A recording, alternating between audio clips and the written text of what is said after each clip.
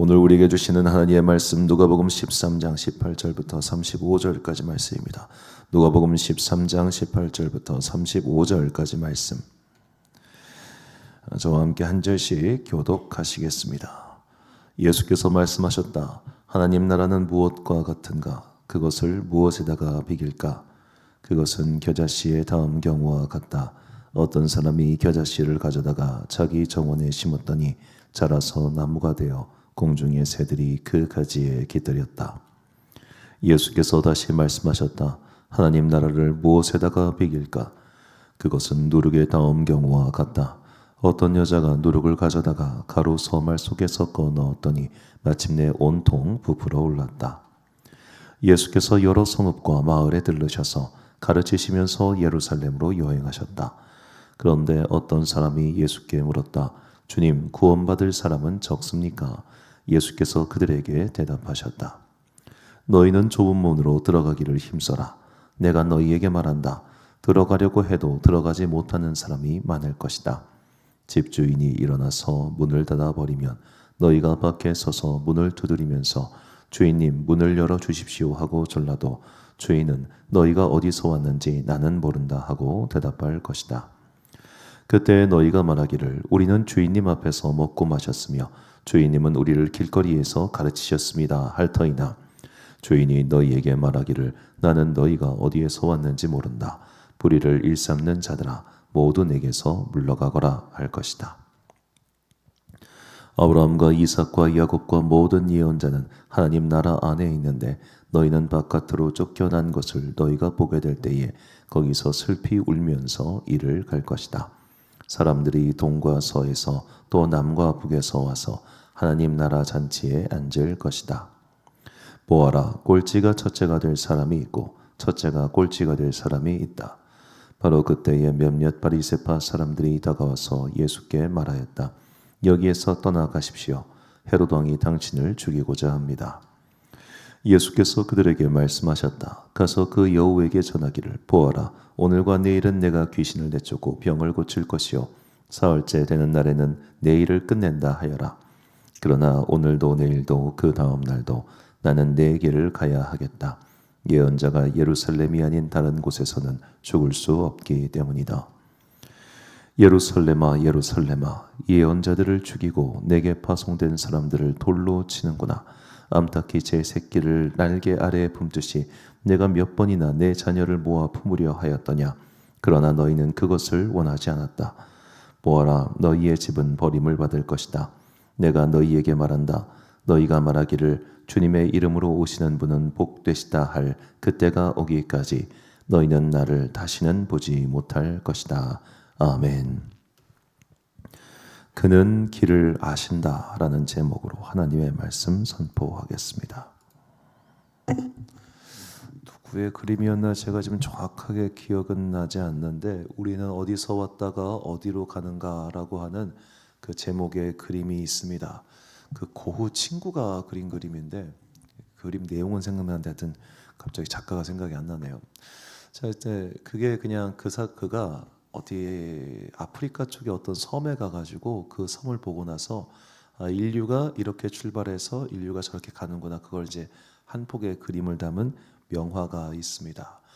자, 우리는 근데 인류가 어디서 왔다가 어디서 가는지 이거는 알아도 내 인생이 어디서 왔는지는 알지만 어디로 가는지는 모르는 경우가 대부분입니다. 우리 인생이 왜 태어났으며 나는 어디로 가야 하는가, 이것을 명확하게 아는 사람, 즉 자신의 소명과 사명이 분명한 사람은 복받은 사람입니다. 그는 자신의 일생, 자신의 힘을 어디다가 낭비하지 않고 내가 이것을 위하여 태어났기 때문에 나는 이것을 위하여 한다고 하는 명확한 목적의식 속에서 방황하지 않고 그 길을 끝까지 가기 때문입니다. 목사님들뿐만 아니라 그 각자 인생에서 위대한 업적을 이룬 사람들은 모두가 다 이렇게 분명한 목적 의식을 가지고 살았죠. 다른 말로는 소명 의식이라고도 하는데 저는 우리와 예수님의 가장 분명한 차이가 바로 이 소명 의식에 있다고 생각합니다. 예수님께서는 요한복음에서 이런 말씀하십니다. 요한복음 8장 14절 말씀 보니까 예수께서 대답하여 이르시되 내가 나를 위하여 증언하여도 내 증언이 참되니 나는 내가 어디서 오며 어디로 가는 것을 알거니와 너희는 내가 어디서 오며 어디로 가는 것을 알지 못하느니라. 아멘. 나는 내가 어디서 오며 어디로 가는 것을 알고 있다. 나는 내가 왜 이곳에 왔고 또 무엇을 해야 되는지를 분명히 알고 있다. 이것이 예수님의 소명의식이었죠. 그분께서는 내가 여기서 무엇을 하는지를 분명히 알고 계셨기 때문에 발걸음에 거침이 없으셨을 겁니다. 어떻게 보면 예수님의 공생의 기간이 고작 3년이라는 사실이 되게 아쉽게 느껴질 때도 있습니다. 조금만 더 오래 머무르시면서 많은 것들을 남겨두셨으면 좋지 않았을까? 그런 아쉬움도 분명히 있습니다만 어쩌면 갈 길이 분명했기 때문에 그분께는 시간 낭비가 필요 없었고 시간 낭비가 없었던 그분께는 30년 어간의 인생만으로도 이 부름받은 목적을 충분히 달성할 수 있었던 것은 아닐까, 또 그런 생각도 해봅니다. 자, 오늘 본문은 제가 선정한 본문은 이제 본문 33절부터 35절까지 말씀인데 그 내용은 누가복음에서만 나오는 내용입니다. 먼저 본문 31절을 보니까 곧 그때 어떤 바리새인들이 나와서 이르되 나가서 여기를 떠나소서 헤롯이 당신을 죽이고자 하나이다. 갈릴리 지역을 다스리고 있던 분봉왕 헤롯이 예수님을 죽이고자 한다는 첩보를 입수한 어떤 바리새인들이 예수님께 여기를 빨리 떠나라고, 당신이 이러다 죽는다고. 그러니까 이 바리새인들은 나름 예수님께 호의를 가진 사람들이었겠죠. 그러니까 혹시라도 어떤 일이 벌어질 줄 모르니 당신 여기를 떠나소서 이렇게 와서 첩보를 입수해 줬을 겁니다. 이것은 매우 높은 확률로 오보일 겁니다. 하지만 그 마음까지 틀린 마음이겠습니까? 그런데 예수님께서 이 말씀을 들으시고 이렇게 말씀하십니다. 본문 31절과 33절 말씀 보니까 오늘과 내일은 내가 귀신을 쫓아내며 병을 고치다가 제3일에는 완전하여 지리라 하라. 그러나 오늘과 내일과 모레는 내가 갈 길을 가야 하리니 선지자가 예루살렘 밖에서는 죽는 법이 없느니라. 아멘. 자, 제3일에는 완전하여 지리라. 이것은 예수님의 부활을 암시하는 말이죠. 그리고 오늘과 내일과 모레, 즉 내가 그 완전하여지는 날이 올 때까지, 즉 십자가에 달려 죽고 부활하는 그날까지 나는 내가 부름받은 이 길을 끝까지 가겠다라고 예수님께서는 사람들 앞에서 선포하십니다. 자, 예수님은 갈 길을 아셨습니다. 삶의 소명이 분명하셨습니다. 그렇기 때문에 그 어떤 것도 그에게는 거칠 것이 없었습니다. 자, 우리도 예수님처럼 우리가 왜 태어났으며 무엇을 해야 되는지를 분명히 알면 이렇게 담대하게 거침없이 살 수 있을 것 같습니다. 하지만 우리는 그러지 못하는 경우가 더 많겠죠. 그래서 우리는 방황하고 힘겨워하고 넘어지기도 합니다. 그런다 할지라도 우리의 삶은 계속 걸어가야 하는 것은 분명합니다. 방향이 분명하지 않을 수도 있습니다. 하지만 걸어가야 합니다. 연예인이 아닌 이상 1년에 최근에 이제 제가 참 좋아하는 어느 가수가 이제 화면에 좀 등장하기 시작하는데 이분이 어느 정도로 집안에만 있었냐면 1년에 집 밖에 한 번 나갔대요. 물론 이제 재력이 있고 또 자기를 챙겨주는 동생이 있으니까 그게 가능한 일이기도 했겠습니다만, 물론 이제 성대가 결절되고 노래가 나오지 않고 그런 우울한 시기가 있다 보니까 몇 년 동안 모든 연락을 끊고 그렇게 했던 그분의 마음도 이해는 합니다만, 자, 우리가 이렇게 아무것도 안 하고 주저앉아 있으면 아무 일도 일어나지 않죠. 그러니까 지금 방향은 모를 수 있어요. 나의 소명이 지금은 분명하지 않을 수 있어요. 그렇다고 해서 내가 가만히 있어서는 안 되는 거겠죠. 힘들지만 움직여야 합니다. 이런 면에서 이 마르틴 루터가 했다는 이 말은 굉장히 신앙인들에게 울림이 큽니다. 내일 지구의 종말이 온다 할지라도 나는 오늘 한 그루의 사과나무를 심겠다.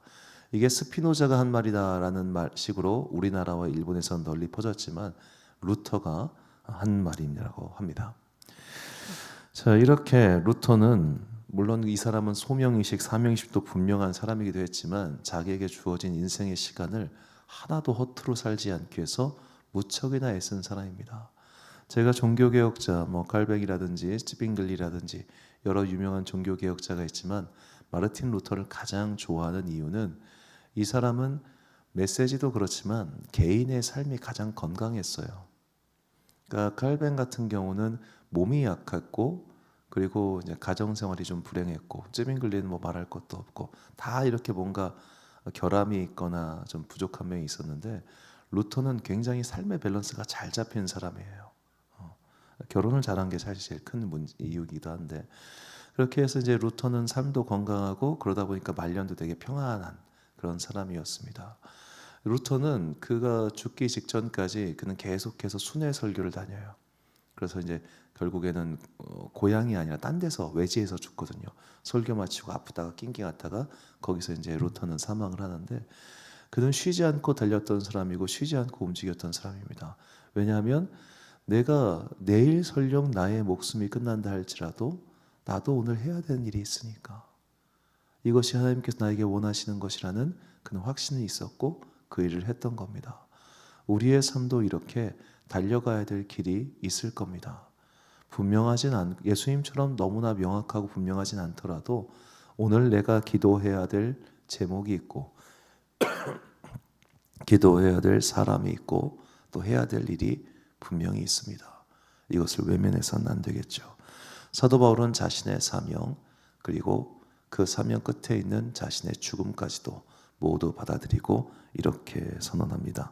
사도행전 20장 23절과 24절 말씀 보니까 오직 성령이 각성해서 내게 증언하여 결박과 환난이 나를 기다린다 하시나 내가 달려갈 길과 주 예수께 받은 사명 곧 하나님의 은혜의 복음을 증언한 일을 마치려 하면은 나의 생명조차 조금도 귀한 것으로 여기지 아니하노라. 아멘. 결박과 환난이 나를 기다리지만 나는 달려가야 될 길이 있다. 그러니 나는 멈출 수 없다. 이것이 사도 바울이 에베소의 장로들을 모아놓고 그들에게 한 마지막 고별 인사였습니다. 그 뒤로 바울은 예루살렘에서 붙잡혔고 2년 동안 가이사랴에 구금되어 있다가 이제 재판을 받으려 로마로 이송되고 로마에서 가택 연금 상태에서 결국 처형을 당했습니다. 자, 이 순간이 어쩌면 바울이 자유롭게 누군가를 만나고 누군가와 교제하고 시간을 보낼 수 있는 마지막 때였을 겁니다. 이 이후로 정확히 그가 몇 년 동안 이런 상태를 거쳤는지 정확하게 알 수는 없지만 왜냐하면 가택연금 시기가 명확하진 않거든요. 하지만 제가 계산했을 때 최소한 10년 정도 그는 자유롭게 운신할 수가 없는 상황에 처하게 됩니다. 자, 그렇게 마지막에 고생하다가 죽은 바울. 그리고 이제 그런 앞이 자기에게 기다리고 있다는 걸 아는 바울. 우리가 단매에 쳐 죽으면 그냥 그러려니 하겠는데 10년 이상의 세월을 갇혀 있고 힘겹고 만날 수 없고 이렇게 보낸다고 생각해 보세요. 이거 훨씬 더 힘들지 않겠습니까? 그런데 그것조차도 나는 나의 달려갈 길이라고 그가 알고 있었기 때문에 망설이지 않고 그 부르심에 충성했습니다. 우리가 이 정도의 사람은 되기가 참 쉽지 않겠지만 분명한 것은 오늘 나의 삶의 문제에서 눈을 돌려서는 안 된다는 것이죠. 어차피 지금 안 하면 나중에 해야 됩니다. 그러니 오늘 해야 될 기도, 오늘 해야 할 하나님 앞에서의 나의 숙제들, 그것을 외면하지 말고 내가 걸어가야 될 길은 일단 걸어가기 시작해 봅시다. 이것이 분명한지 아닌지 잘 알지 못해도 관계없습니다.